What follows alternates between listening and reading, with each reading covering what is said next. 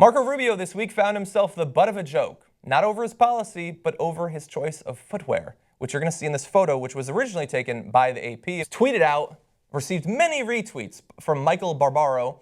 Marco Rubio is rocking some seriously fashionable black boots today in New Hampshire. Now, yes, those are booted heels, I guess you would say. They do look quite fashionable. I think he was being honest there with a bit of a smirk on his face.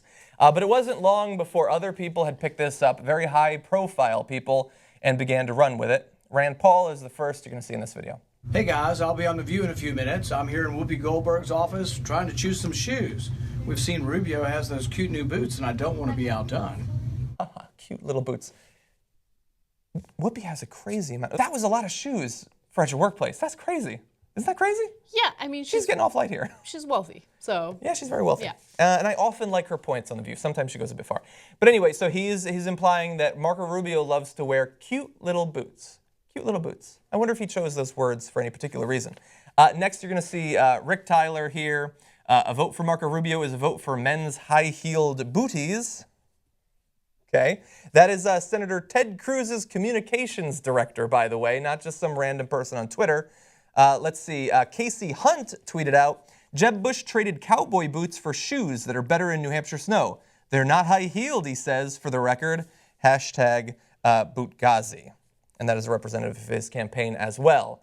And so, look, they're being very harsh on him. Yeah. And perhaps implying that he might be a bit questionable in orientation. That seems to be what they're doing. I don't know what their intentions are. Are they just trying to, We know what their intentions are. Maybe. I don't know if I want to give them the benefit of the doubt because I don't think they really deserve it. Maybe it's like friendly razzing because I don't see how those boots are in any way, shape, or form interesting. Yeah. They're decent looking boots. Who cares? It's probably the most interesting thing that Marco Rubio has ever done. But the fact that they're focusing on his footwear is incredible to me. Dude, the front runner in your party just released an ad that was so deceptive, that was so ridiculous. And instead of attacking him and attacking him as aggressively as possible, you're attacking Marco Rubio for his footwear? It's incredible to me.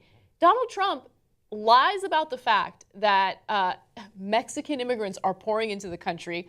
A recent study by Pew found that there are more Mexicans leaving the country than entering the country. Yeah. Over the time period, like 140,000 more left than entered. Yeah. Between 2009 and 2014. You guys should look into that study. It's incredible. And also, they just flat out used footage from Morocco and made it seem like it was the border in Mexico. Yeah. I don't know. If I was a Republican politician, I would probably want to attack the front runner, not go after Marco Rubio's footwear. Yeah. I don't know. Maybe. Yeah. Now, lest you believe, so you're very on the record, you don't care about his boots. I would also like to say, I don't care about his boots. In fact, well, I do care a little bit. Can we bring up the boots? Those are nice looking shoes. And I often criticize the fact that they feel they need to dress identically to each other as some sort of uniform. I like that he's doing something a little bit different, even if it does, as Joe Scarborough says, look like something Austin Powers might wear.